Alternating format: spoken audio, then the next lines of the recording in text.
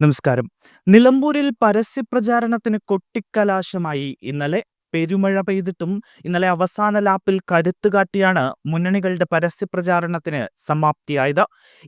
ഇന്ന് നിശബ്ദ പ്രചരണമാണ്. ശേഷം 19-ന് നിലമ്പൂരിലെ വോട്ടർമാർ വിധിയെഴുതും. എന്താണ് നിലമ്പൂരിലെ ജനം മനസ്സിൽ കരുതി വച്ചിരിക്കുന്നത് എന്ന് 23-ാം തീയതി മാത്രമേ അറിയാൻ കഴിയൂ. മണ്ഡലം ഇടതുമുന്നണി നിലനിർത്തുമോ അതോ ഐക്യജനാധിപത്യ മുന്നണി തിരിച്ചെടുക്കുമോ, അതുമല്ലെങ്കിൽ അൻവർ ഈ തെരഞ്ഞെടുപ്പിൽ ഒറ്റയാനാകുമോ അതോ NDA വോട്ട് വിഹിതം വർദ്ധിപ്പിക്കുമോ എന്നതിനുള്ള ഉത്തരം 23-ാം തീയതി തന്നെ ലഭിക്കും.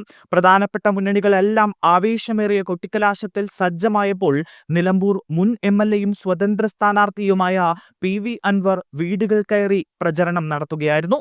പൊതുജനങ്ങളുടെ യാത്രാ സൗകര്യങ്ങൾ കൂടി പരിഗണിച്ചാണ് കലാശക്കൊട്ട് വേണ്ട എന്ന തീരുമാനത്തിലേക്ക് എത്തിയത് എന്നാണ് അൻവർ പറഞ്ഞത്. വൈകിട്ട് 3 മണിയോടെ ഇന്നലെ പ്രവർത്തകർ പ്രചാരണം കൊഴുപ്പിക്കാനായി എത്തി. UDF സ്ഥാനാർത്ഥി ആര്യാടൻ ചൗഹത്തിന് പിന്തുണയുമായി DCC president VS Joy, Shafi Parambil MP, UDF MLA-മാർ എന്നിവർ അണിചേർന്നു. LDF സ്ഥാനാർത്ഥി M സ്വരാജിനൊപ്പം രാമചന്ദ്രൻ കടന്നപ്പള്ളി ഉൾപ്പെടെയുള്ള നേതാക്കൾ ഉണ്ടായിരുന്നു. PK കൃഷ്ണദാസ്, B ഗോപാലകൃഷ്ണൻ ഉൾപ്പെടെയുള്ള നേതാക്കൾ BJP സ്ഥാനാർത്ഥി മോഹൻ ജോർജിനൊപ്പവും ചേർന്നു. ഇന്നലെ കൊട്ടിക്കലാശത്തിന് തിരശീല വീണതോടുകൂടി സ്ഥാനാർത്ഥികളെല്ലാം തികഞ്ഞ വിജയപ്രതീക്ഷയിലാണ് ഇപ്പോൾ.